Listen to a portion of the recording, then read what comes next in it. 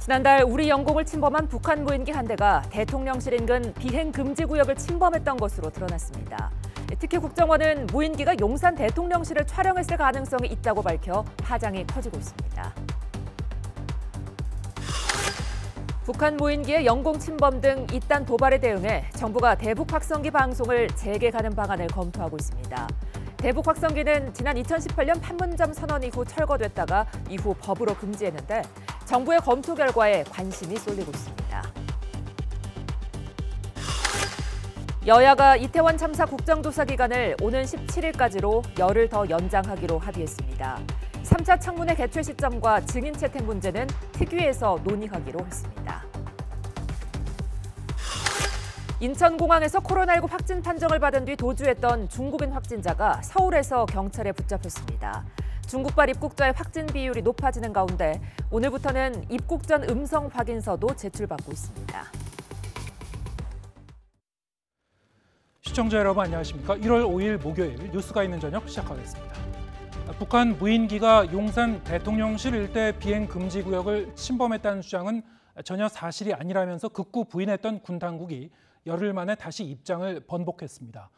초기 분석에서는 다 확인되지 않았던 무인기의 항적을 더 면밀히 분석해 보니까 무인기 한 대가 비행 금지 구역을 침범한 것으로 밝혀졌다는 건데요. 군 당국은 또 용산 집무실의 안전에는 이상이 없고 촬영도 하지 못했을 거라고 판단했는데 이에 대한 명확한 근거는 제시하지 않았습니다. 신속하고 정확한 정보 판단이 생명인 군의 역량에 의구심이 제기될 수밖에 없는 상황입니다. 신준명 기자가 보도합니다. 북한 무인기 침범 사태 이후 국회 국방위원회 소속 야당 의원들은 무인기가 대통령실 인근 비행금지구역까지 통과했을 가능성이 있다고 주장했습니다. 이게 어디 수도권 북부로 지나간 겁니까 이게 보면은 제가 대강 해보니까 은평, 서대문, 종로, 중구, 동대문, 광진, 중랑 그리고 용산도 지나갔지 않느냐. 군 당국은 이에 대해 사실 무근이라며 강하게 부인했습니다. 북한 무인기가 비행금지 구역을 침범했다는 이야기는 전혀 사실이 아닙니다. 적 무인기는 비행금지 구역 P73을 통과하지 않았습니다. 그런데 군은 사태 발생 열흘 만에 북한 무인기가 P73 비행금지 구역에 진입했다며 기존 입장을 뒤집었습니다. P73 비행금지 구역은 용산 대통령실 인근 특정 지역을 중심으로 3.7km 반경에 설정돼 있는데 추가 조사 결과 북한 소형 무인기 한 대가 비행금지 구역의 북쪽 끝 일부를 지나갔다는 겁니다. 이 같은 사실은 자체 검열 과정에서 드러났는데 서울 지역에 많은 탐지 체계가 있어 대부분의 항적을 추적했다고 자신했던 합동참모본부도 거짓말을 한 셈이 된 겁니다. 군은 또 해당 무인기의 성능상 대통령 집무실을 촬영하지는 못했을 거라고 밝혔지만 뒷받침할 만한 근거는 제시하지 않았습니다. 구차한 변명으로 들렸는데 북한의 무인기를 완벽하게 탐지를 하지 못한 상황에서 마치 단정적으로 용산 대통령실 상공에는 들어오지 않았다고 단정적인 발표를 한 것이 문제지요. 군은 최초 확인과 이후 검열 과정에 차이가 발생한 것에 대해 유감스럽게 생각한다고 밝혔습니다. 이런 가운데 합참은 북한 무인기 침범 후속 조치로 경기 파주와 강원 양구, 충남 대천 등지에서 실사격이 포함된 합동 방공 훈련을 벌였습니다. YTN 신준명입니다. 네, 그렇다면 북한 무인기가 용산 대통령실을 촬영했을지가 문제인데 국가정보원은 군 당국과는 다른 의견을 내놓았습니다. 국정원은 국회 정보위 현안 보고에서 지난달 침투했던 북한 무인기 5대 중 일부가 용산 대통령실을 촬영했을 가능성이 있다고 밝혔습니다. 국정원은 북한이 장거리 무인기도 개발 중인 것으로 보인다면서 핵심 기술 확보가 관건이라고 설명했습니다. 국회 취재기자 연결합니다. 황윤태 기자. 네, 국회입니다. 네, 오늘 국정원이 국회 정보위를 통해서 용산 대통령실 촬영 가능성을 언급했죠. 네, 그렇습니다. 국회 정보위원회는 오늘 오후 2시부터 전체 회의를 열고 국가정보원으로부터 3시간에 걸쳐 현안 보고를 받았습니다. 국정원은 지난달 북한 무인기가 모두 5대 침투했고 이 중 일부가 용산 대통령실 인근 비행 금지 구역에서 대통령실을 촬영했을 수 있다고 밝혔습니다. 직접 들어보시겠습니다. 북한 무인기 관련해서 말씀드리겠습니다. 항적 조사 결과 비행 금지 구역 북쪽을 지나간 것으로 확인되었다라고 보고를 받았고요. 보고된 대로 5대가 맞다라고 했고요. 용산 대통령실, 즉 촬영 가능성에 대한 우려를 표명했고 가능성 있다는 답변을 했습니다. 국정원은 또 북한의 소형 무인기는 모두 500여 대로 정찰용, 중대형 무인기도 개발하고 있는 것으로 파악됐다고 설명했습니다. 원거리 정찰용, 중대형 무인기를 개발하는 동향이 포착됐으나 초기 단계로 파악하고 있으며 고성능 탐지 센서 등 기술 확보가 관건이며 국정원은 관련 동향을 예의주시하고 있습니다. 다만 여당에서는 북한 무인기가 용산 대통령실을 촬영했을 일반론적 가능성을 언급한 거라며 확대 해석을 경계했습니다. 북한 무인기 논란이 이어지면서 여야 대립은 조금씩 확전되는 양상입니다. 민주당 국방위원회 위원들은 오후 3시 반쯤 용산 일대 방공을 지키는 수도방위사령부와 제1방공여단을 방문해 당시 작전 상황과 대응에 대한 현황 보고를 받았습니다. 민주당은 이번 무인기 침범을 군의 작전과 경호, 위기관리의 완전한 실패로 규정하고 맹비난했는데요. 이것도 들어보시겠습니다. 지상의 간첩이 울타리를 넘어서 배회한 것과 같이 상공 울타리에 이미 적 침투를 했기 때문에 이것은 작전 실패이면서도 경호 작전의 실패이고 위기관리 실패입니다. 국민의힘은 북한의 연이은 도발로 9.19 남북 군사합의가 빛이 발했다면서 민주당이 안보 위기를 정략적 기회로 이용하고 있다고 비판했습니다. 안보 위기를 마치 기회인 양 정략적 입배틀에 나서는 것이야말로 또 다른 코리아 리스크를 초래할 뿐입니다. 국민의힘은 또 북한이 먼저 짓밟은 9.19 군사합의에 대해 효력 정지를 검토하는 건 국군 통수권자로서 매우 당연한 조치라고 강조했습니다. 지금까지 국회에서 전해드렸습니다. 윤석열 대통령이 북한이 영토를 다시 침범하면 9.19 군사합의 효력 정지를 검토하겠다고 못 박았죠. 대통령실은 동시에 상위 합의서인 평양 공동선언을 비롯해 앞선 남북 합의들을 추가로 살펴보고 있습니다. 이 같은 강경 대응 기조는 추가 도발을 막는 억지력 효과를 노린 것으로 보입니다. 박석영 기자가 보도합니다. 윤석열 대통령의 9.19 군사합의 효력정지 검토 지시의 연장선으로 대통령실은 상위 합의서인 평양 공동선언을 다시 살펴보기 시작했습니다. 지난 2004년 6.4 합의와 지난 2018년 4.27 판문점 선언 등 앞선 남북 합의들도 짚어보고 있습니다. 대통령실 관계자는 YTN에 수많은 합의와 공동선언이 있었지만 그걸 이행하느냐가 핵심인데 최근 도발을 보면 그럴 의지가 없지 않으냐고 반문했습니다. 다만 또 다른 관계자는 구체적으로 효력 정지를 검토한 적은 없다고 설명했습니다. 더불어민주당은 남북 합의서를 흔드는 건 북한의 고강도 도발 빌미를 줄 수 있다고 압박했습니다. 지금은 9.19 군사합의 파기를 검토할 때가 아닙니다. 위기에 처한 한반도의 평화를 되살릴 실효적 해법을 제시해야 할 때입니다. 이에 대통령실 관계자는 YTN에 추가 도발을 막는 억지력 효과에 방점이 찍혀 있다며 우리 군의 고체 연료 발사체 시험 이후만 봐도 북한이 오히려 긴장하는 모습이라고 반박했습니다. 특히 남북 합의문은 북한이 불편해하는 대북 확성기 방송과 대북 전단 살포 등 심리전과도 관계가 있습니다. 남북 합의문을 근거로 하는 남북관계 발전법에 따르면 현재 이러한 행위는 처벌 대상인데 남북 합의문의 효력 자체가 정지될 경우 처벌 조항이 사실상 무력화된다는 해석도 있습니다. 근원이 될 수 있는 남북 간 합의 자체가 무효가 된다고 그러면 이 국내법도 이제 근거를 점차 상실할 수 있는 상황이 돼버리는 거죠. 하지만 우리의 강경 대응에 북한이 무력 도발을 중단할 가능성은 높지 않은 게 사실입니다. 이에 따라 대통령실은 당장 효력 정지를 주문하기보다는 수위 조절을 하면서 북한의 반응을 지켜볼 전망입니다. YTN 박석영입니다. 네, 이렇게 영공 침범을 비롯한 북한의 잇따른 도발에 맞서 정부가 대북 강경 대응 방침을 내놓으면서 군의 대북 확성기 방송을 재개하는 방안이 검토되고 있습니다. 방송 재개와 중단을 반복하던 대북 확성기는 지난 2018년 판문점 선언 이후 아예 철거됐다가 이후에 법으로 방송을 금지했는데 정부의 검토 결과에 관심이 모아지고 있습니다. 최두희 기자의 보도입니다. 북한의 DMZ 목함질의 도발로 남북 관계가 충돌로 치닫던 지난 2015년, 정부가 11년 만에 대북 확성기 방송을 재개했습니다.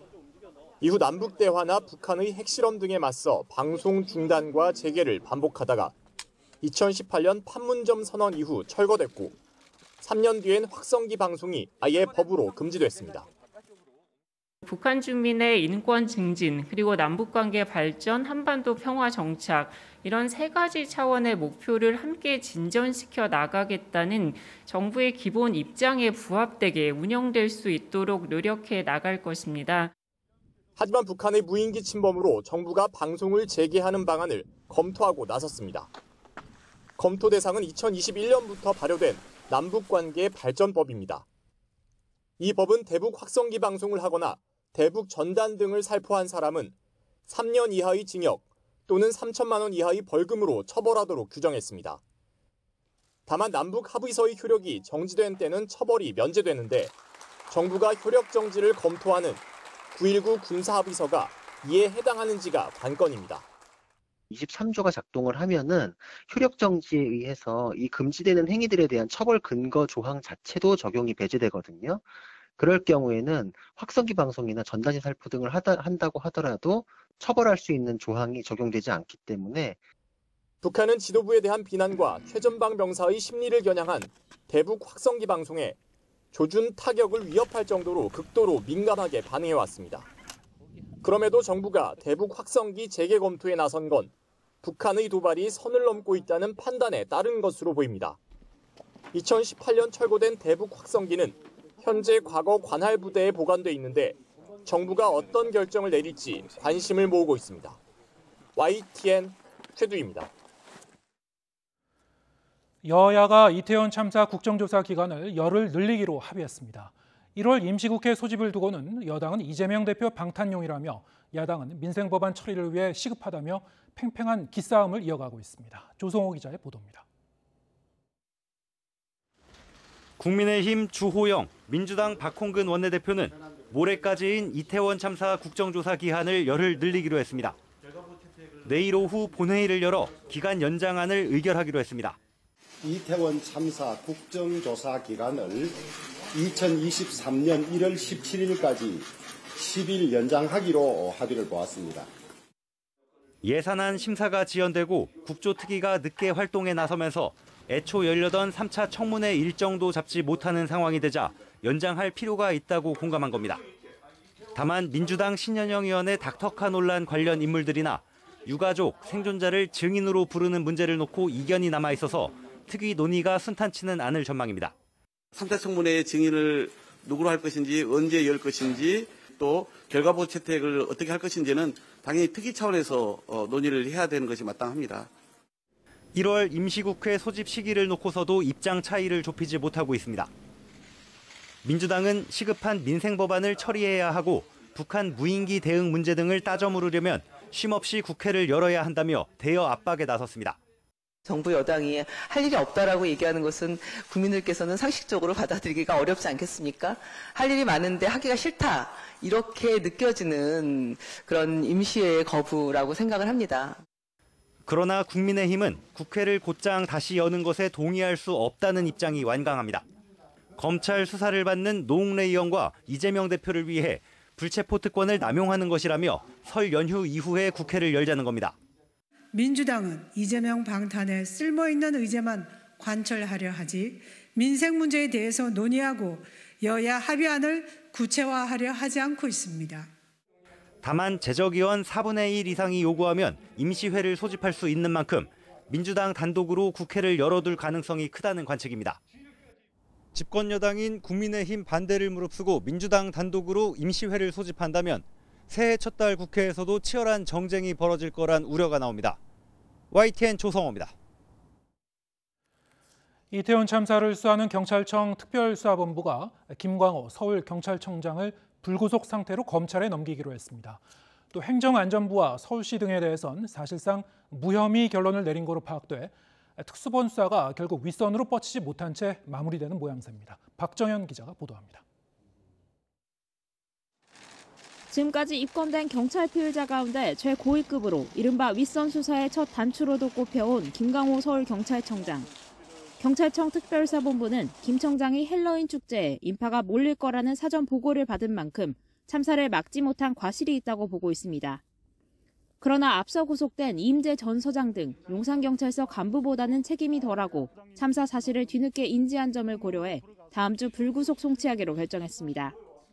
특수본이 설 연휴 전에 수사를 매듭짓겠다고 재확인한 만큼 수사는 서울경찰청장 송치를 끝으로 종결될 공산이 큽니다. 참사에 부실 대응한 혐의를 받는 최성범 용산소방서장에 대해서도 다시 구속영장을 신청하지 않기로 했습니다. 검찰과 충분한 협의를 거쳤다고 강조했지만 앞서 검찰이 한 차례 영장이 반려하며 보안 수사를 요구하자 납득할 수 없다며 강하게 반발했던 만큼 검찰과 실제로 이견을 좁혔는지는 미지수입니다. 윤익은 경찰청장과 이상민 행정안전부 장관 등에 대해선 무혐의 결론을 내린 거로 파악됐습니다. 먼저 윤 청장의 경우 자치 사무를 직접 관장할 법적 의무가 있다고 보기 어렵다고 판단하고 있습니다. 또 상위 기관으로 갈수록 구체적인 주의 의무와 참사를 예견하고 회피할 가능성이 떨어진다며 행안부와 서울시에게도 책임을 묻기 어렵다는 입장입니다. 결국 특수본 수사는 김강호 청장을 제외하고는 윗선으론 한 발짝도 못 나간 건데 성역 없는 수사를 수차례 공언해온 게 무색하게 전형적인 꼬리 자르기식으로 마무리된다는 비판도 피하기 어려워졌습니다. YTN 박정현입니다. 인천공항으로 우리나라에 들어와 코로나19 확진 판정을 받자 격리를 거부하며 달아난 40대 중국인 남성이 경찰에 붙잡혔습니다. 이 남성은 택시를 타고 아내와 함께 서울 중구에 있는 호텔에 숨어 있었던 것으로 파악됐습니다. 김다현 기자입니다. 서울 중구에 있는 호텔 앞 도로에 경찰차 한 대가 서 있습니다. 조금 뒤 하얀 방호복을 입은 남성이 경찰에 이끌려 나옵니다. 코로나19에 확진되자 시설 격리를 거부하고 달아났던 40대 중국인 A씨입니다. 경찰은 오후 1시쯤 이 호텔 16층에 숨어 있는 A씨를 붙잡았습니다. A씨는 지난 3일 인천국제공항으로 입국한 뒤 PCR 검사에서 코로나19 양성 판정을 받았습니다. 공항에서 방역버스를 타고 임시 생활시설인 인천 중구에 있는 호텔로 가서 7일간 격리될 예정이었는데 버스에서 내리자마자 도주했습니다. 이후 A씨는 호텔에서 300m쯤 떨어진 대형마트까지 이동한 뒤 택시를 이용해 서울로 향한 것으로 전해졌습니다. 그리고 이튿날 오전 11시쯤 다시 택시를 잡아타고 서울 중구에 있는 호텔로 가서 아내와 함께 하루 동안 머물렀습니다. 와이프랑 둘이 같이요. 택시로 이쪽으로 오셨던 거를 알고 이쪽으로 오셔서 확인을 하신 거예요. 원래 입소하기로 돼 있던 인천의 호텔로 이송된 A씨는 남은 격리 기간이 끝날 때까지 그곳에서 지내게 됩니다. 경찰은 감염병 예방법 위반 혐의로 A씨를 입건했고 조만간 도주 경위 등을 자세히 조사할 방침입니다. YTN 김다현입니다. 중국에서 오는 모든 입국자에게 코로나19 PCR 검사가 의무화된 가운데 해외 유입 확진자의 70%가 중국발 입국자인 것으로 나타났습니다. 오늘부터는 입국 전에 음성 확인서도 반드시 제출해야 합니다. 김평정 기자입니다. 인천공항 검역대에 중국발 입국자를 위한 전용 통로가 설치됐습니다. 입국자들이 Q코드로 입력한 검역 정보와 함께 코로나19 음성 확인서도 제출합니다. 중국발 입국자는 입국 전 코로나19 음성 증명서 제출도 의무화됐기 때문입니다. 음성 증명서는 탑승 48시간 이내 PCR 검사 또는 24시간 이내 신속 항원 검사 결과여야 하고 검사 일자와 기관명 등이 꼭 기재돼야 합니다. 사전 PCR이 가령 이제 위조될 수 있는 부분에 대해서도 모두 다 적정하게 작성되어 있는지 이런 부적합 여부에 대해서는 저희가 그 검역 단계에서 한번 조사를 하고요. 다만 장례식 참석 등의 인도적 목적이나 공무로 인한 출장자, 만 6세 미만 영유아 등은 음성 확인서를 내지 않아도 입국을 허용합니다. 앞서 지난 2일부터는 중국에서 들어오는 모든 입국자에게 코로나19 PCR 검사가 시행됐습니다. 중국발 단기 체류 입국자 가운데 확진 판정받는 비율은 제도 시행 첫날 20%에서 이틀 만에 30%대까지 올랐습니다. 이와 동시에 해외 유입 확진자도 세 자릿수로 증가하며 지난해 10월 2일 이후 95일 만에 최다를 기록했습니다. 해외 유입 확진자의 무려 70%는 중국발 입국자가 차지했습니다. 공항에서 검사받고 확진된 중국발 단기체류 외국인에 거주지 보건소에서 검사받은 내국인과 장기체류 외국인 확진자까지 포함된 결과입니다. 중국의 경우에는 통계 발표를 이제 중단을 했기 때문에 저희가 중국 내에서의 발생하고 있는 현황에 대해서 정확하게 알기가 어렵습니다. 정확하게 정보를 파악해야 하는 그런 측면이 있어서 강도 높은 조치를 취하고 있다라는 말씀을 드리고요. 중국에서 들어온 장기 체류 외국인과 내국인이 거주지까지 이동하는 과정에 감염을 확산할 수 있다는 우려에 대해서는 방역당국은 검역 과정에서 유증상자를 철저히 걸러내겠다고 강조했습니다. YTN 김평정입니다. 지금 중국에서는 의료 대란, 장례 대란으로 아우성입니다. 하지만 중국 당국이 발표한 코로나19 공식 사망자는 단 한 명이었습니다. 베이징 강정규 특파원입니다. 중국의 한 화장터 옆 공터, 제대로 소각되지 않은 유해가 아무렇게나 버려져 있습니다.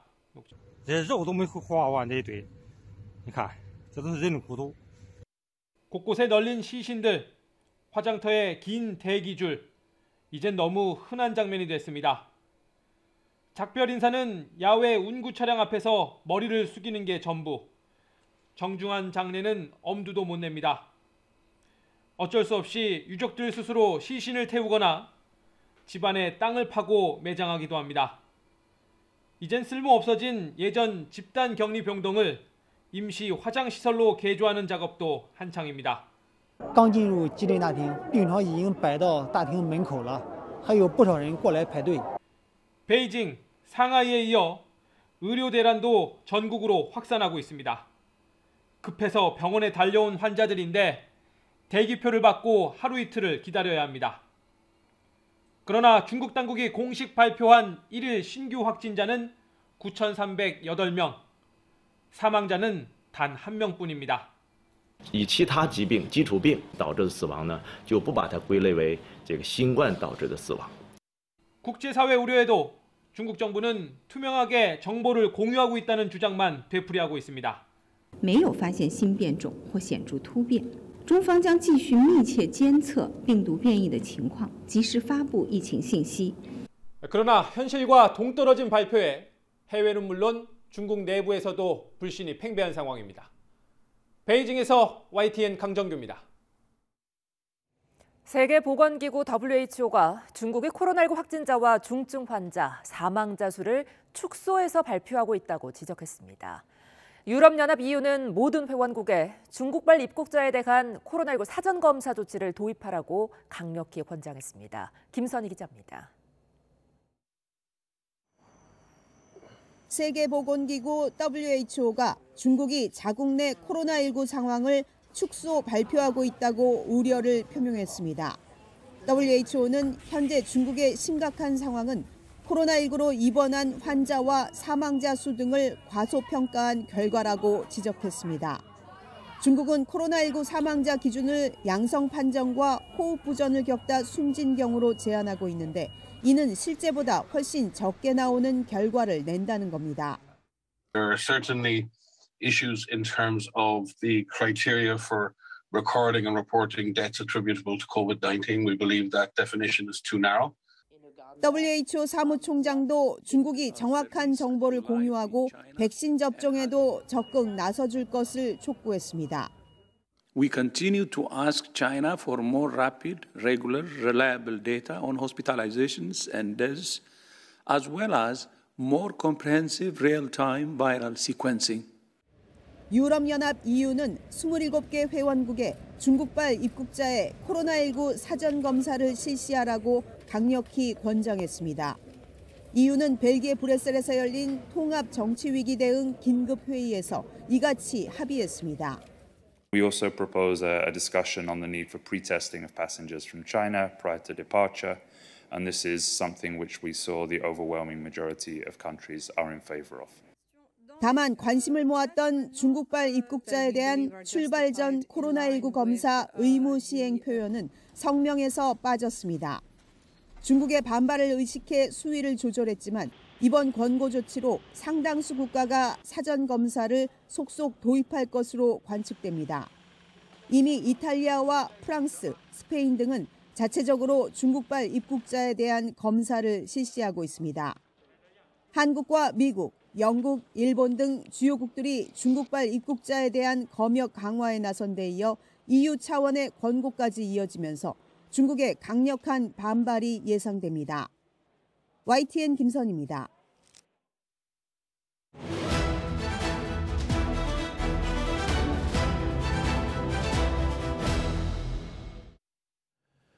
네, 오늘의 정치권 소식, 정치가 있는 저녁 정관은에서 장성철 공론센터 소장 그리고 김성환 시사평론가 두 분과 함께하겠습니다. 어서 오세요. 네, 안녕하세요. 네, 안녕하세요. 네, 새해 들어서도 여야는 여전히 이제 대치 정국인 것 같습니다. 전반적으로는. 그래도 이 국정조사 기한은 열흘간 연장했는데 네. 여전히 이제 증인 채택 등에서는 좀 쟁점으로 남아 있어 어떻게 될지 좀 봐야 될 것 같고요. 1월 임시국회 소집도 여전히 좀 불투명한데 어떻게 보셨습니까? 여야가 다 건내와 속내가 다 다른 것 같아요. 예. 그러니까 주호영 원내대표나 박홍근 원내대표가 우리는 열어야 돼, 우리는 열면 안 돼 라고 하는 여러 가지 명분을 내세우고 있는데 그냥 겉으로 얘기하는 거 외에 속내를 우리가 잘 봐야 될 것 같다라고 말씀을 드립니다. 주호영 원내대표 같은 경우에는 의원의 구속을 막기 위해 억지로 회기를 만드는 불체포 특권을 남용하는 것이 지금 민주당이 하고자 하는 목적이다 라고 얘기를 하고 있죠. 결국에는 노웅래 의원, 이재명 당대표의 불체포를 막기 위한 그러한 회기 연장, 새로운 회기를 임시를 소집하는 것 이렇게 좀 얘기하고 있는 것으로 보여지고요.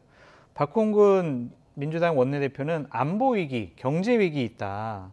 본회의에서 긴급 현안 질문이나 관련 상임위도 열어가지고 이 부분 짚어봐야 된다라고 얘기를 하고 있는데 박홍근 원내대표 같은 경우에는 이 부분도 있지만 어쨌든 좀 자신들 당 의원들의 어떤 사법적인 리스크를 좀 막기 위해서 좀 열고자 하는 것이 아닌가라는 좀 생각이 듭니다. 그래서 주호영 원내대표 같은 경우에는 좋아 임시국회 여는 거 좋은데 일단은 1월달 임시국회 끝내고 나서 새롭게 소집을 하자. 지금 이런 상황으로 보여집니다. 근데 좀 여당에 대해서 좀 비판하지 않을 수가 없는 게 산적한 현안들이 상당히 많아요. 그리고 정부 조직 개편안 등 대통령이 원하는 법안 처리들이 상당히 산적해 있거든요. 그런 것들 하려면 빨리 협상해가지고 이제 임시회 열어서 빨리 처리해야 될 거 아니에요. 근데 다른 명분을 갖고 지금 좀만 쉬었다 하자. 이것은 좀 여당이 너무 상황을 안이하게 보는 것이 아니냐. 그런 좀 생각도 듭니다. 네. 이재명 대표 건도 분명히 이제 쟁점으로 이제 걸려 있지만 또 다른 한편에서 보면 이제 주요 입법 사안들, 쟁점 법안 처리할 거 많은데 한가하게 볼 게 아니다 이런 말씀을 해주셨고 어떻게 보셨습니까? 지금 여당이 다급한 게 별로 없어 보여요. 네. 그러니까 지금 이런 상황 같으면 여당이 빨리 지금 국회 문 열어서 뭔가 법안도 좀 통과시키고 그리고 지금 이제 한반도 위기 상황이 오고 있다고 얘기를 하고 있는데 이런 상황에서 국회가 뭔가 역할을 해야 된다 이렇게 요구를 해도 모자랄 판에 뭐 지난번에 이제 올해 예산안 처리할 때도 마찬가지 그런 모습들이 나타나는데요. 그러니까 오히려 여당은 국회문을 안 열려고 하고 야당은 국회문을 열려고 하는 이런 문제들이 좀 발생하고 있는 거 아닌가 이렇게 생각이 드는데요. 일단 민주당도 고민이 좀 있을 것 같아요. 그러니까 어찌 보면 정치 실종 상태라고 해도 과언이 아니거든요. 그러니까 대통령이 일방 독주식으로 지금 국정 운영하고 있는 상황이란 말이에요. 지금 남북 간의 긴장이 고조되는 문제, 사실 국회가 비집고 들어가기, 특히 야당이 비집고 들어갈 틈이 그렇게 많지 않은 상황이기도 하고요. 또 경제나 민생 문제에 있어서도 사실 윤 대통령이 너무 한쪽으로 야당하고 지금 뭐 같이 협치하거나 대화하려고 하는 의지도 보이지 않은 상황에서 일방적으로 국정을 운영하는 데 있어서 민주당이 뭔가 국회 다수 의석을 가지고 있는 정당으로서 견제도 좀 하고 또 국정 운영하는 데 있어서 나름 역할을 하는데 그런 것들을 좀 기대하는 측면이 있단 말이에요. 근데 맥없이 국회 문도 안 열고 그냥 국회에서 노는 것처럼 보이게 될 경우에 그 부담이 민주당으로 고스란히 돌아올 가능성이 있다. 이런 부분에 대한 걱정들을 저는 하고 있을 거라고 생각합니다. 그러니까 어떤 방식으로든 민주당은 국회에서 나름 역할을 해야 되는 이런 상황으로 좀 내몰린 측면이 있다고 보이고요. 국민의힘의 경우에는 좀 방탄국회 뭐 계속 이렇게 얘기하는데 성남 FC 건으로 뭐 구속까지 시킬 수 있겠습니까? 제가 볼 땐 그렇지 못할 것 같거든요. 뭐 어떤 결론을 낼지는 잘 모르겠지만 체포영장 발부까지 가기도 좀 제가 볼 때는 어려울 거라고 생각합니다. 검찰 수사 받겠다고 얘기하고 있잖아요. 10일과 12일 사이에. 또 검찰 수사 받겠다고 하는 야당 대표를 우리 구속시키겠습니다. 체포하겠습니다. 이렇게 나오는 것도 또한 굉장히 모양이 이상하단 말이에요. 근데 뭐 말만 나오면 사법 리스크고 방탄국회다 이렇게 얘기하는 것도 좀 논리상으로 구차하다 이렇게 생각합니다. 네, 성남 FC 건과 관련해서 설마 제1야당 대표를 영장을 치겠느냐 이런 말씀을 해주셨고, 이재명 대표가 이제 최고위원 회의에서 예정에 없었던 이제 기자들과의 이제 질의응답을 받았고, 거기서 기자들이 이제 이와 관련해서 질문을 했더니 내가 검찰에 나가서 소환 조사를 받겠다는데 뭔 방탄이냐 이렇게 얘기를 했습니다.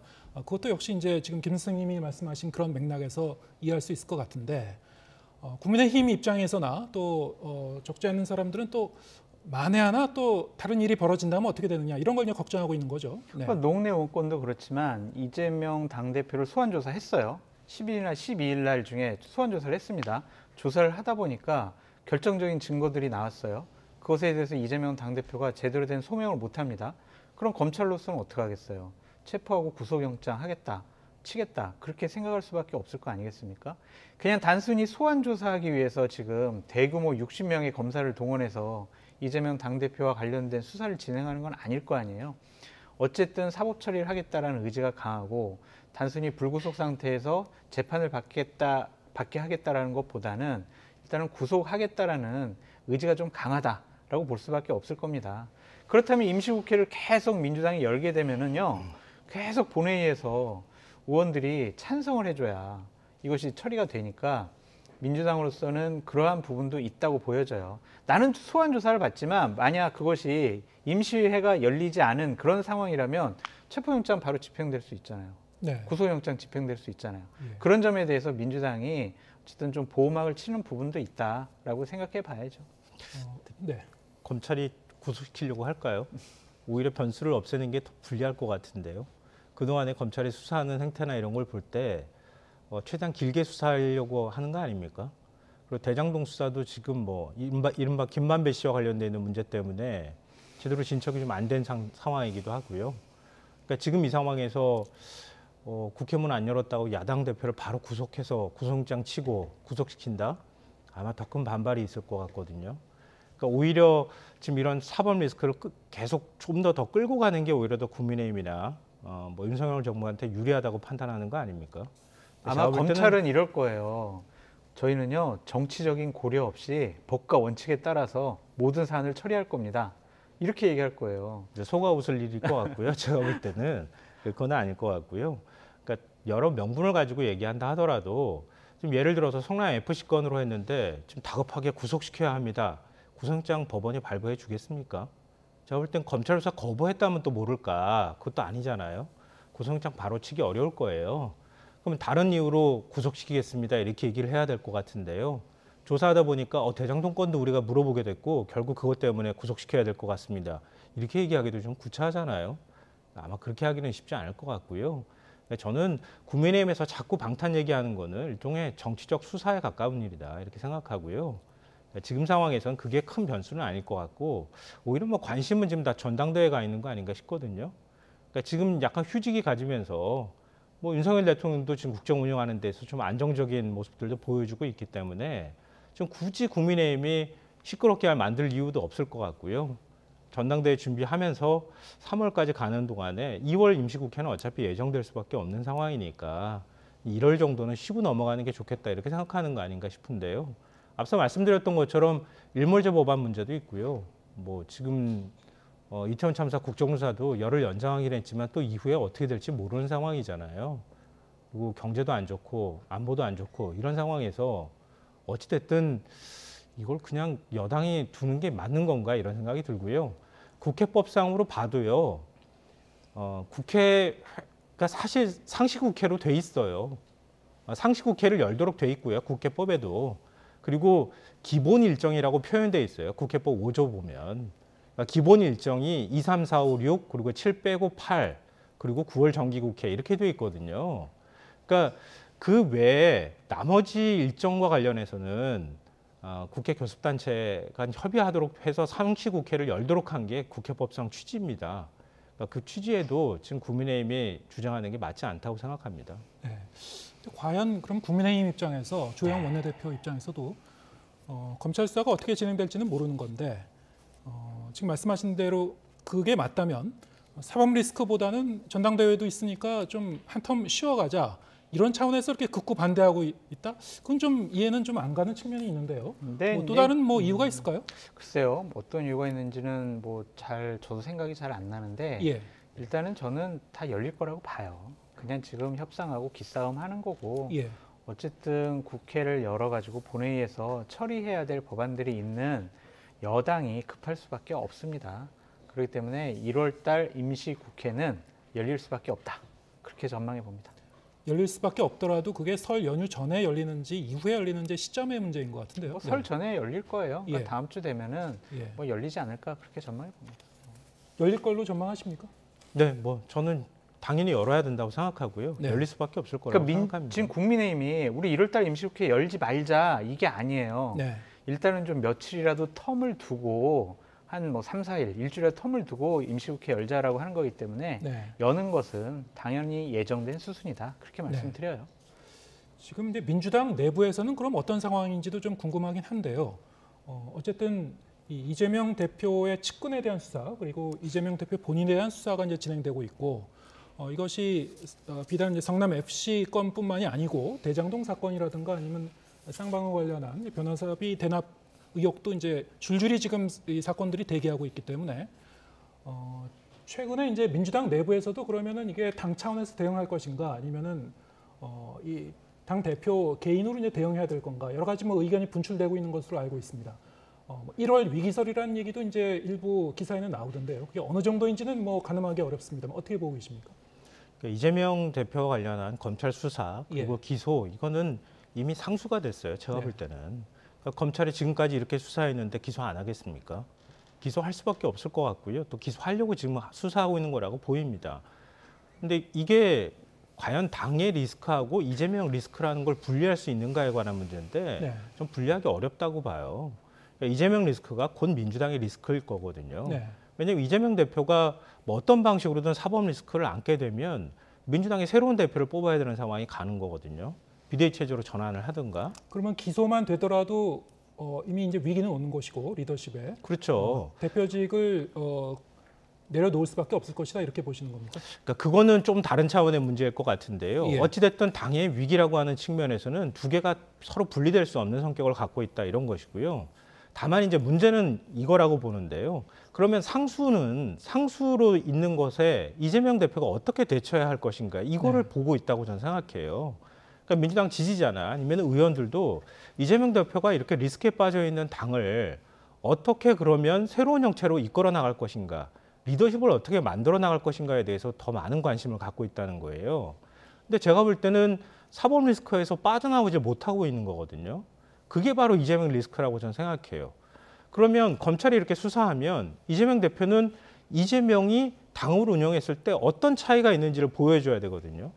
근데 지금 이제 중대선거구제 얘기 나오는 것처럼 오히려 윤석열 대통령이 먼저 공 던졌단 말이에요. 그럼 공 던지고 나면 이재명 대표가 그걸 받아서 어떻게 갈 것인지가 관심이었는데 당은 이것도 아니고 저것도 아닌 어중간한 모습 보인다는 거예요. 받고 한 번 더 가. 이렇게 해도 갈 수 있는 거 아닙니까? 이재명 대표가 정치교체 얘기했으면 정치교체 좀 더 적극적으로 얘기를 할 수 있을 거고 민생을 위한 국회를 만들겠다고 하면 지금 어떻게 민생 문제에 있어서 문제가 있는지를 보고 그 현장으로 이재명 대표가 좀 더 적극적으로 움직이고 야당을 탄압하려고 하면 좀 더 적극적으로 싸울 수도 있는 거고 그런데 그런 리더십이 안 보인다는 거죠. 지금 여기에 오히려 피로감이 있다고 생각해요. 그러니까 이재명이면 다를 줄 알았는데 별로 다르지 않네. 이재명이란 정치인의 어떤 존재감 이게 자꾸 희석되는 현상이 오히려 이재명 리스크에 더 가깝다. 좀 그렇게 생각합니다. 예. 민주당 분위기가 묘해졌어요. 그러니까 예를 들면 신년에 각종 여론조사가 많이 나왔잖아요. 거기에 민주당의 지지율, 이재명 당대표에 대한 지지율과 비호감도 이런 것들을 다 살펴보고 민주당에 있는 의원들이나 원로들이 이재명 당대표 가지고 이거 힘들겠다라고 생각을 한 것 같아요.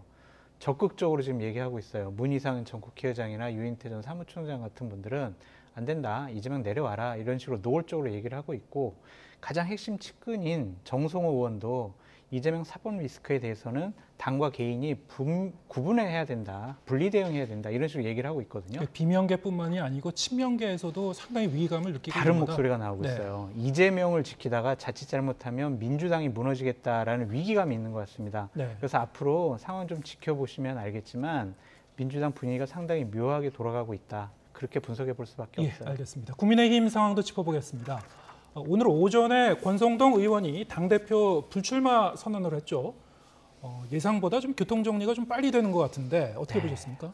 그러니까 본인은 또 자발적으로 대통령 뜻 아니에요. 상의 안 했어요. 그냥 내가 판단하기에 내가 안 나가는 것이 대통령과 당을 위해서 좋은 것 같아요. 이렇게 얘기를 했는데 신년 여론조사가 좀 충격적이었던 것 같습니다. 각종 여론조사를 보면 권성동 의원이 상당히 좀 낮은 수준의 지지율 기록한 것, 내가 출마해봤자 되지 않겠구나라고 생각한 것이 있는 것 같고 또한 본인은 되게 출마 의지가 강했거든요.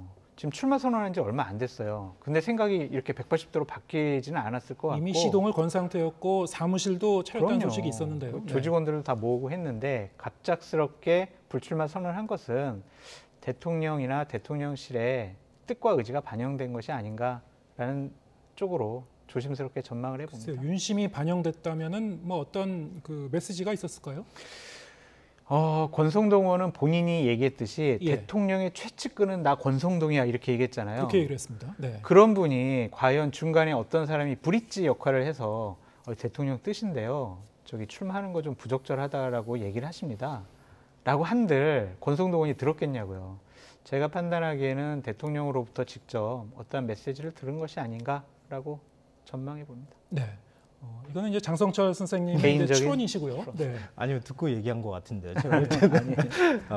근데 이른바 윤핵관이 직접 출마하는 거하고 뒤에서 지원 사격하는 건 좀 다를 거예요.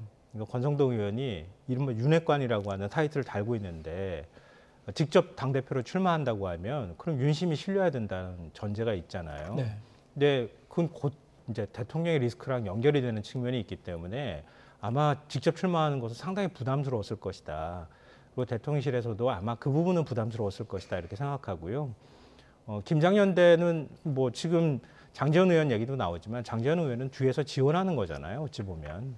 그러니까 김기현 의원이 나가서 뭔가 할 수 있도록 뒤에서 자신의 조직을 통해서 도움을 주겠다. 이제 여기 그걸 통해서 반사이익을 얻겠다 이런 거니까 차원은 좀 다르다고 생각하는데요. 근데 저는 제가 생각할 때 오히려 변수는 나경원 전 의원인 것 같아요. 그러니까 나경원 의원이 나오느냐 안 나오느냐 이거에 따라서 판이 요동칠 가능성이 있기 때문에 나올 것 같습니까? 뭐 본인 스스로도 반반이라고 얘기하더라고요. 근데 지금 복잡하게 얽혀 있는 문제가 좀 있는 것 같아요. 보니까 자기 스스로도 사실은 저출산 고령화위원회 부위원장하고 기후특사도 지금 맡고 있거든요. 장관급이기도 하고. 그러면 그것도 맡았는데 지금 당대표까지 나오려고 하느냐. 이런 이제 부담이 있고요. 결국 아직까지 윤심을 확인하지는 못한 것 같거든요. 근데 뭐 부부 간에 윤석열 대통령 부부하고 만찬하기로 했다, 뭐 회동한다 이런 얘기가 오늘 이제 나오기 시작했는데요. 안철수 의원 부부도 부르고 이제 나경원 부위원장도 관저로 가기로 했다. 아마 거기에서 물어볼 것 같아요. 제가 볼 때는 나경원 의원이 저 나가도 될까요? 거기에서 아마 대통령의 의사를 확인하려고 할 가능성이 있어 보입니다.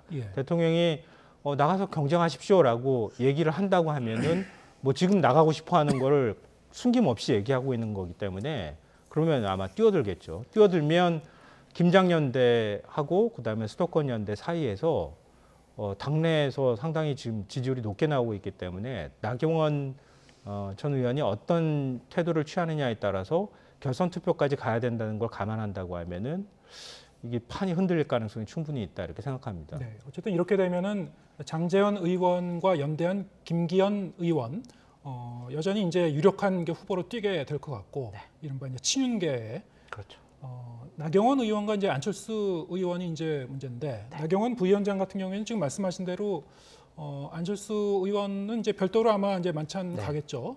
관저에 가겠고 나경원 부위원장도 이제 약속을 잡을 것 같은데 이게 어떻게 봐야 됩니까? 윤심이 아직 어떤 특정 후보로 정해지지 않았다는 걸 의미하나요? 아니면은 교통 정리를 하는 과정이라고 봐야 되나요? 그러니까 이런 모습은 김기현 의원한테 안 좋아요. 왜냐하면 김기현 의원이 계속 뭐라고 그랬냐면 저만 관저에 2번 갔다 왔거든요. 예. 그래서 대통령의 마음이 저한테 있어요라고 지금 여러 가지 홍보를 하고 있는데 나경원 부부도 갔다 오고 안철수 부부도 갔다 오면 관저 갔다 온 차별성이 지금 사라져 버리는 거거든요. 그러니까 대통령께서 관저에 불러가지고 나경원 의원, 안철수 의원 이번에 좀 나가는 거는 부적절한 것 같아. 예. 그런 표현을 하지 않는 한 두 분은 무조건 나갈 겁니다. 나경원 의원은 나가고 싶어하는 마음이 120%예요. 그렇습니까? 네. 왜냐면은 오늘 봐보세요. 송파에서 배현진 의원이 김기현 의원 띄워주려고 행사를 만들었어요. 당원 행사를 만들고 거기에서 인사말 하도록 해줬어요. 나경원 의원 거기 갔습니다. 갔는데 인사말 할 기회도 안 줬어요. 그랬는데도 그런 자리에 찾아가요. 당원들 모이는 곳에. 안 나가면 그런 자리에 안 찾아가죠. 네. 그러니까 나갈 의지는 확실한데 대통령이 나가지 마시오라고 하지 않는 한 나갈 가능성이 높다. 그리고 나경원 의원을 잘 아는 분이 전해준 건데 만약에 이번 주에 불출마 선언을 하지 않으면 출마하는 것으로 봐도 좋다라고 얘기를 하더라고요. 일각에서는 그 나경원 그 부위원장에게 뭐 장관직이라든가 네. 그 이상에 상응하는 어떤 다른 역할을 맡긴다면 뭐 변수가 되지 않을까 이렇게 얘기하시는 분도 있었던 것 같습니다. 이러겠죠. 저기 남편이 김재호 판사는 네. 대법관 좀 시켜줄게. 그리고 나경원 의원 지금 뭐 설 이후에 전당대 이후에 개각이 있으면 뭐 총리직 같은 거 한번 해봐. 이렇게 하지 않는 한 나경원 의원은 출마할 의지가 너무 강하기 때문에 출마할 가능성이 높다라고 전망해 봅니다. 네, 어쨌든 뭐 지금까지 얘기한 거는 이제 다 설이고요. 설이에요. 네. 설한 건 없으니까요, 명확하게. 예, 뭐 여러 가지 얘기가 나오고 있기 때문에 남편과 관련되는 얘기도 전개파다하게 지금 얘기가 돌고 있는 상황이기도 한 것 같은데요. 제가 볼 때 윤석열 대통령의 스타일로 봐서는 이번 전당대회 때 너무 지나치게 시끄러운 거 원하지 않을 거라고 생각해요. 네. 그러니까 이미 김장은 관저 가서 다 담근 것 같다 이런 생각을 하거든요, 저는. 그러니까 확실하게 자신과 코드를 맞출 수 있는 당대표가 필요하다고 볼 겁니다. 그러니까 결국은 이제 중대선거구제 문제뿐만 아니라 결국 내년 총선을 겨냥해서 계속 대통령이 움직이는 모습들이 조금씩 나오고 있거든요.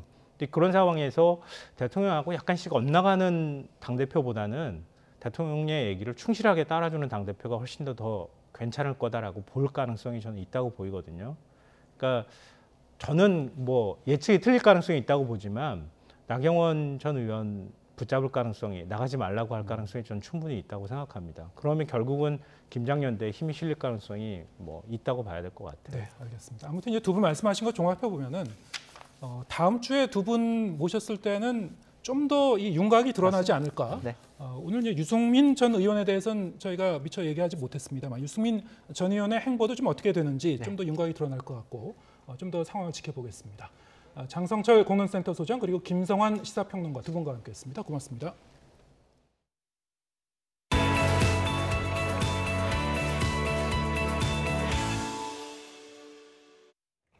지난해 외식 물가 상승률이 30년 만에 최대치를 기록하면서 손님은 물론 자영업자들도 힘든 상황입니다. 손님들은 점점 외식 비용을 줄이고 자영업자들은 재료비가 올랐다고 음식값을 마냥 올리기도 힘든데요. 안동준 기자가 취재했습니다. 삼겹살에 정성스레 소스를 버무리고 접시 위에 가지런히 담아 내려놓습니다. 고기와 함께 낼 먹음직스러운 밑반찬도 하나씩 접시에 담습니다. 이젠 삼겹살은 서민 음식이라고 부르기 어려울 정도로 가격이 치솟았습니다. 삼겹살 200g은 19,000원대로 12% 올랐는데 가족끼리 외식을 나오면 5만 원이 훌쩍 넘어갑니다. 재료비가 오른 만큼 가격을 더 올리면 손님이 아예 끊길까 걱정입니다. 너무 힘듭니다. 모든 여건이 요새는.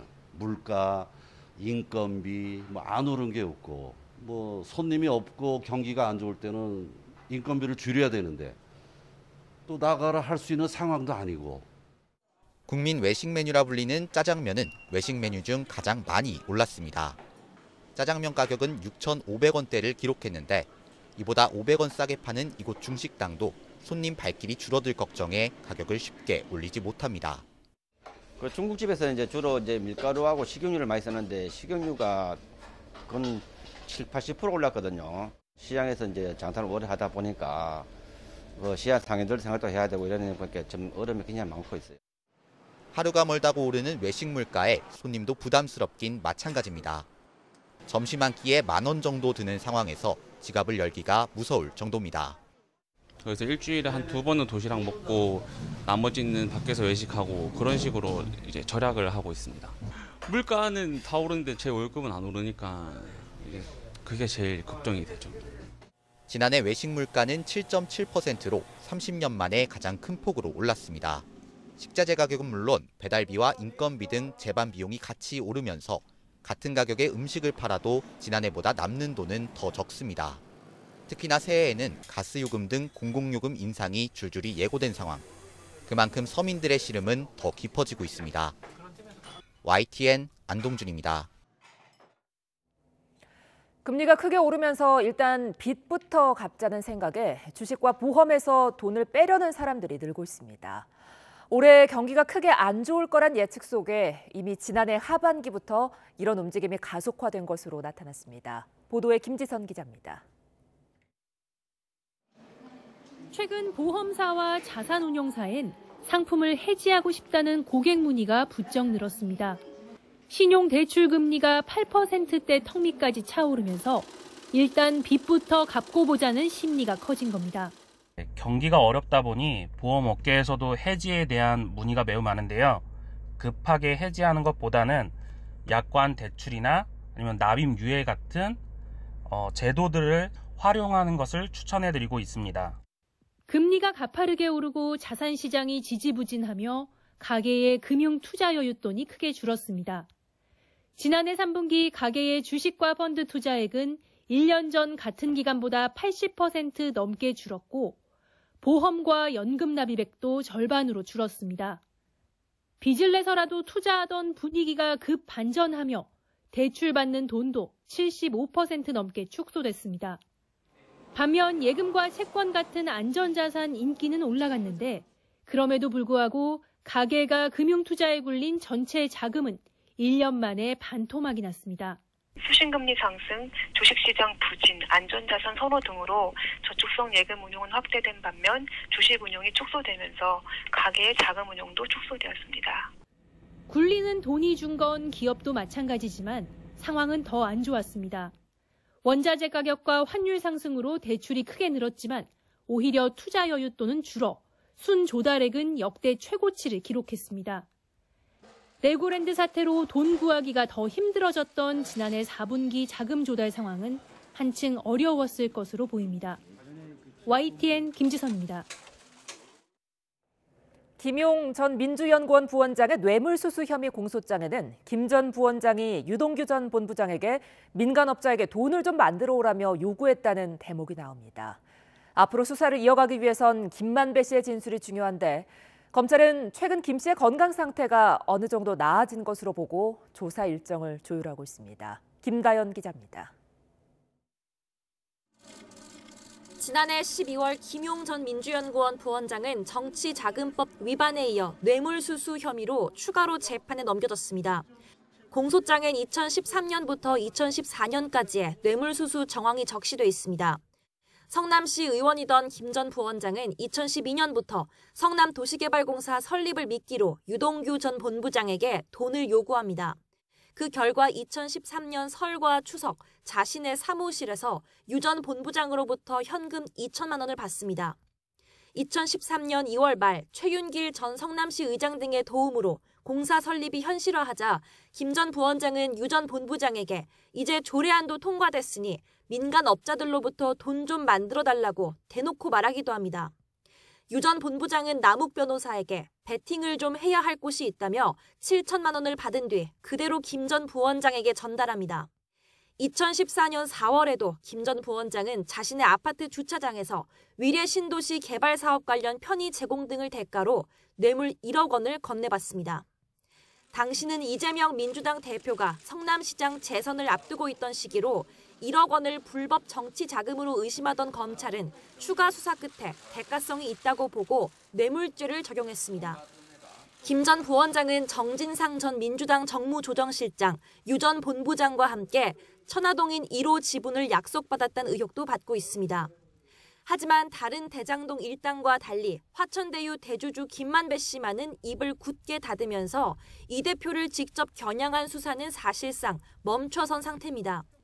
검찰은 일단 천화동인 1호에 이 대표 측근 몫이 있다고 말한 적이 있다는 김 씨의 진술은 확보한 거로 알려졌지만 김 씨가 극단적 선택까지 시도하면서 수사는 숨고르기에 들어간 상황입니다.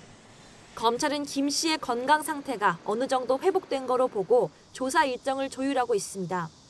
1,000억 원 규모의 대장동 일당 재산이 동결되고 측근 2명이 구속 기소되는 등의 압박 속에서 김 씨가 그동안의 입장을 바꾸고 입을 열게 될지 주목됩니다. YTN 김다연입니다.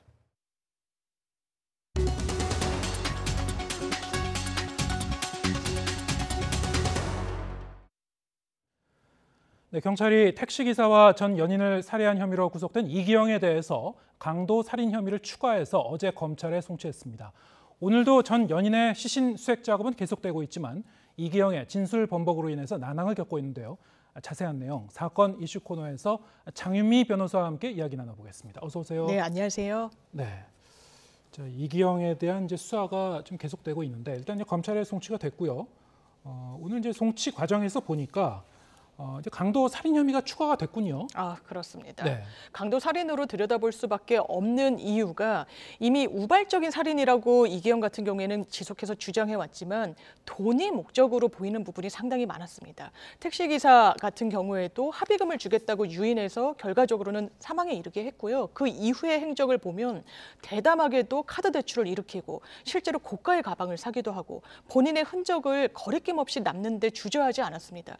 그리고 이 말인 즉슨 사실 돈이 애초에 목적이었던 부분이 있지 않았을 것인가라고 짐작되는 부분이 분명히 있고 전 여자친구와 관련해서도 차용증이 발견되기도 했고요. 실제로 어느 일자까지 갚아야 된다라는 부분이 있었고 3억 5천만 원이라는 상당히 거액이었습니다. 그렇다면 이 살인에 이르게 된 경위에 있어서 뭔가 채권 채무 관계가 있었던 건 아닌지 이 부분과 관련해서 사실은 살인의 거의 주된 목적이 돈이었다라고 볼 수 있다라고 법리적인 판단을 최초로 경찰에서는 일단 내린 것 같습니다. 네, 일반적인 살인보다는 그러면은 훨씬 더 엄한 처벌을 받게 되는 건가요? 매우 그렇습니다. 일단 기본적으로 살인도 굉장히 비난 가능성이 높은 강력 범죄이지만 강도 살인은 그 법적 평가가 훨씬 더 나쁘게 볼 수밖에 없는 부분이 있습니다. 왜냐하면 살인은 그냥 우발적으로도 이루어질 수 있고 뭐 면식범 사이에서 원한 관계에서도 이루어질 수 있지만 모르는 사람을 돈을 위해서 살인을 했다라는 건 사실상 용서받기 어려운 부분이 있기 때문에 법정형이 일반 살인 같은 경우에는 사형 무기 5년 이상의 유기징역형이 가능하도록 규정돼 있는 반면에 이런 강도 살인 같은 경우에는 사형 무기로 규정돼 있습니다. 물론 양형 기준과 관련해서는 유기징역을 선고할 수도 있는 게 강도 살인이긴 하지만 이렇게 2건의 살인 사건이 발생했기 때문에 무기징역의 가능성이 상당히 높아 보입니다. 그렇군요. 네. 예. 자, 지금 그 수사 과정에서 좀 더 밝혀야 될 부분들이 좀 아직 많이 남아 있는데요. 특히 이 살해했다는 이제 동거녀의 시신 아직 이제 찾지 못하고 있죠. 그렇습니다. 지금 오늘로 아마 사흘째 지금 찾고 있는 것 같은데 찾았다는 소식은 아직 들려오지 않고 있고. 들려있지 않고 수사력이 상당히 좀 낭비된 측면이 있습니다. 왜냐하면 이기영의 진술 때문인데요. 처음에는 본인이 공릉 하천변에 유기했다라고 이야기를 했습니다. 이 말인 즉슨 이 강변에 흘려보냈다는 취지로 이야기를 한 부분이거든요. 그런데 수사가 진행되자 그리고 시신 수습이 되지 않자 사실은 묻었다라고 말을 바꿉니다. 그러면서 본인이 경찰에 한 이야기는 경찰에 이 부분은 내가 주는 선물이다라는 취지로 이야기를 했다라고 해서 굉장히 자기과시욕을 보이기도 했는데 문제는 과연 이렇게 묻었다는 말 자체의 신빙성 여부일 겁니다. 사실 대대적으로 굴삭기 등을 동원해가지고 수색하고 있지만 아직까지 시신을 찾지 못했습니다. 그렇다면 만에 하나 이 진술 또한 거짓말을 했을 가능성 열어둬야 되고 왜냐하면 사실상 시신이 제대로 찾아지지 않으면 이기영으로서는 수사 과정 중에 본인으로서는 시간을 벌 수도 있고요. 나중에 경과에 따라서는 진술을 번복할 수 있는 여지도 상당히 열려 있는 겁니다. 그렇기 때문에 시신을 빨리 찾는 게 경찰로서는 놓여진 숙제라고 하겠습니다. 네. 글쎄 어디까지 이제 계산을 하고 예상을 하고 이제 진술을 하고 있는지는 모르겠습니다만 이렇게 진술을 만약에 자주 반복한다면 나중에 재판 가서도 불리해지는 거 아닙니까? 당연히 그렇습니다. 예. 왜냐하면 이미 범죄가 저질러진 이후에 수사에 임하는 태도도 재판 과정에서는 당연히 양형 요소로 볼 수밖에 없습니다. 그런데 수사의 혼선을 자초하기 위해서 진술을 번복한달지, 그러면서 마치 선물을 준다, 내가 이제야 진술을 이야기하겠다, 수사에 전혀 협조하지 않았습니다. 처음에는 이게 어느 정도 자백을 한 부분이 있기 때문에 양형에 플러스 요소로 작용하지 않겠느냐라는 전망도 있었지만, 이 자백이란 것도 사실상 물증을 제시받자 어쩔 수 없이 진술을 토로한 부분도 있고요. 이렇게 진술을 번복했다는 점은 사실 양형에도 당연히 좋지 않게 영향을 미칠 수밖에 없습니다. 어쨌든 이제 살인 혐의를 판정하는 데는 이 물증이 굉장히 중요할 것 같은데요. 그렇습니다. 사람을 죽였다고 본인이 자백을 했다고 하더라도 네. 시신을 찾지 못했을 경우에 이 혐의를 입증할 수 있습니까? 사실 그 부분이 어려울 수 있는데 예. 일단 시신 없는 살인 사건이라고 해서 본인이 살인을 아예 부인하는 경우에는 유무죄가 막 엇갈리는 판결이 나왔던 것도 맞습니다. 예. 그렇지만 이기영 같은 경우에는 본인이 본인의 승용차 뒤에서 나온 신분증과 혈흔의 그 원인을 추궁당하자 사실은 지난해 8월에 내가 살인을 했다. 네. 그리고 그 이후에 프로필 사진을 막 본인이 임의로 바꾸기도 했고요.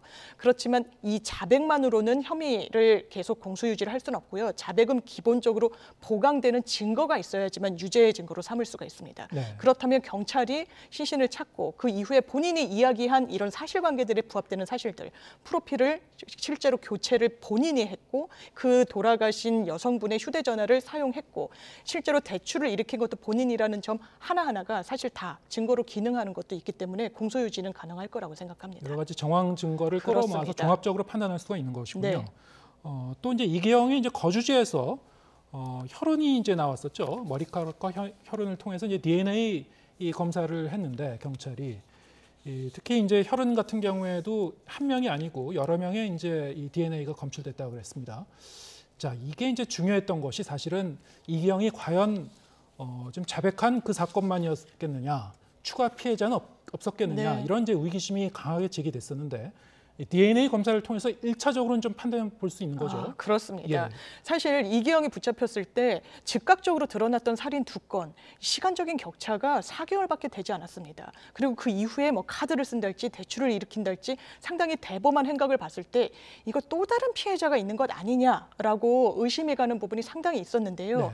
이 이기영의 통신 수발신 내역의 관계자들을 거의 다 탐문해서 이 신변이 안전하다는 사실을 경찰이 마무리 단계에 지금 들어가는 부분이 있고 네. 또 하나의 단서는 피해자들 것으로 추정되는 유류물들이 있었다라고 하고 가장 강력한 건 집에서 추출된 DNA 표본이 있었습니다. 예. 그런데 그 집에 드나든 인물들, 이기영의 어머니와 어머니의 지인 그리고 본인의 여자친구를 살해한 뒤 그리고 택시기사를 살해한 뒤에도 계속해서 뭐 청소 도우미를 불렀다라고 하기 있기 때문에 지금까지 나온 DNA는 아마 그 범행과는 무관한 DNA로 경찰이 일단락을 낸 것으로 보입니다. 예, 다행히도 지금까지는 네. 어쨌든 추가 피해자는 없을 것으로 경찰은 이제 생각하고 있는 것 같고요. 네. 좀 더 하여튼 좀 면밀히 더 이제 살펴는 봐야 될 것 같습니다. 그래야 될 것 네. 같습니다.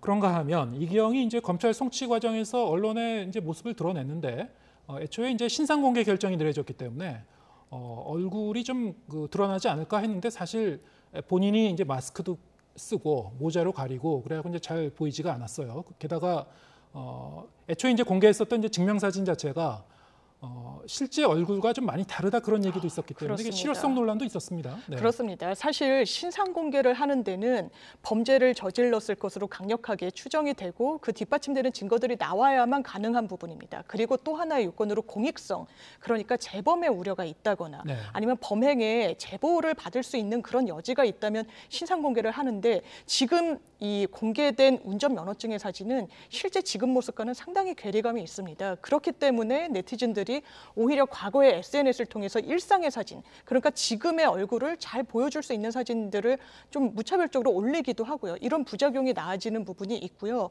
또 하나는 그렇다면 신상 공개에 대해서 인권 침해 요소가 있다라는 지적 물론 제기될 수 있습니다.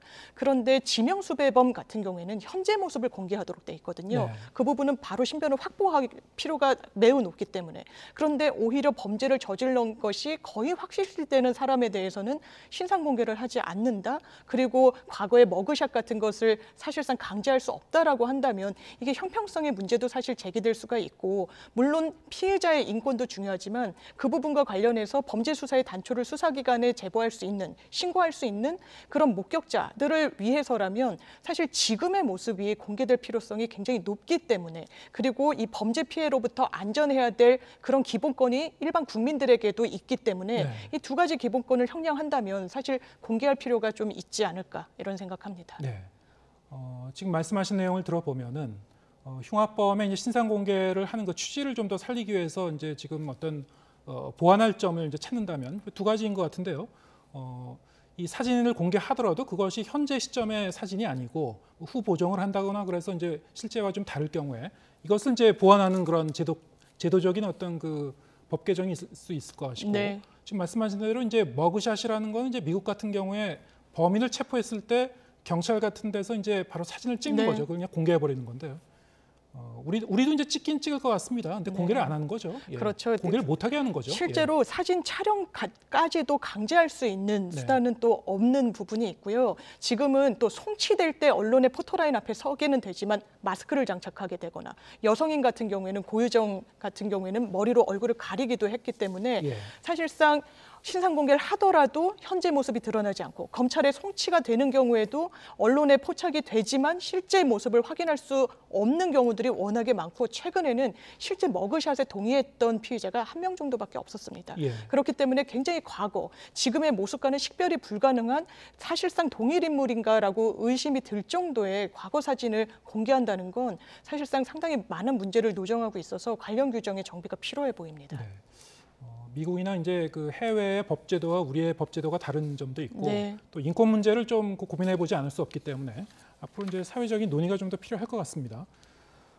그런가 하면은 이제 다음 주제로 넘어가 보죠. 병역 면탈 의혹으로 연루된 프로배구 조재성 선수 어제 검찰 소환 조사를 받았는데, 자, 이번 사건을 계기로 이게 이제 새로운 그런 수법인 것 같습니다. 병역 면탈을 받는.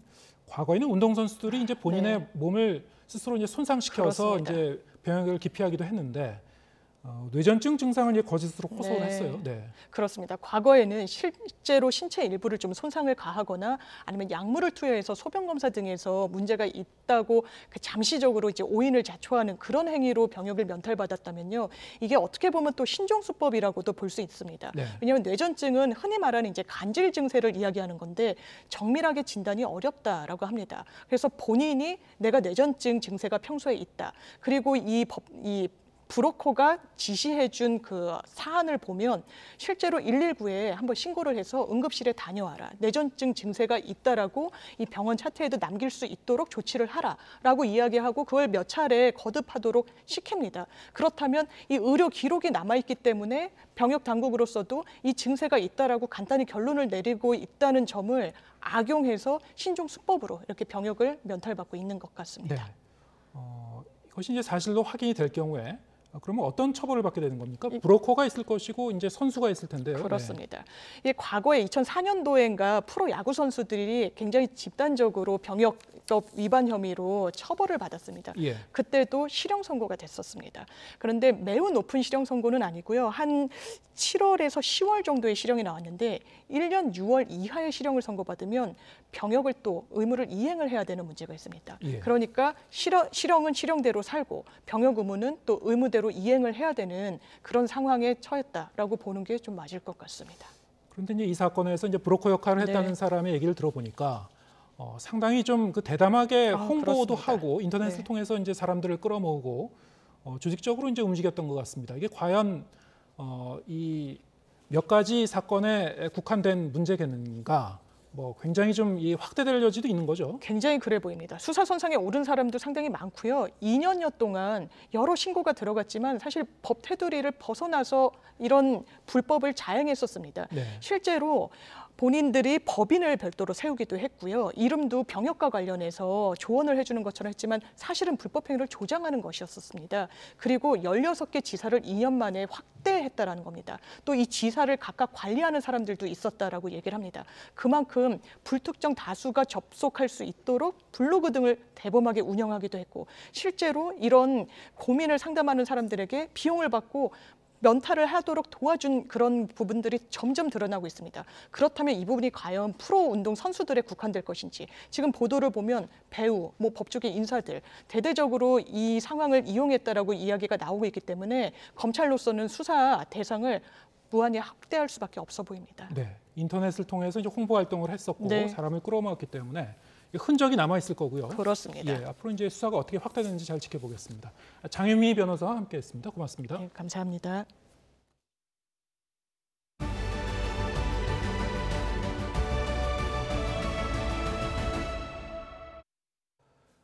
일 년 중 가장 춥다는 절기 소환인 내일은 한파 대신에 퇴근길에 눈비가 예고돼 있어서 주의가 필요합니다. 하지만 남부와 동해안의 극심한 가뭄을 해결하기에는 크게 부족할 것으로 보입니다. 정혜윤 기자의 보도입니다.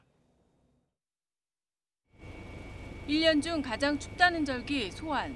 하지만 올해는 소환 한파는 실종하고 비교적 온화한 겨울 날씨가 나타나겠습니다. 여기에 퇴근길에는 눈비가 내려 교통에 큰 불편이 우려됩니다. 오후에 서해안 지방부터 비와 눈이 섞여 내리기 시작해 기온이 떨어지는 저녁부터는 눈이 내리는 지역이 확대할 것으로 보입니다. 강원도에는 최고 10cm의 대설이 쏟아지고 경기 동부와 충북 북부, 경북 북부에 최고 8cm, 서울에도 최고 5cm의 많은 눈이 내리겠습니다.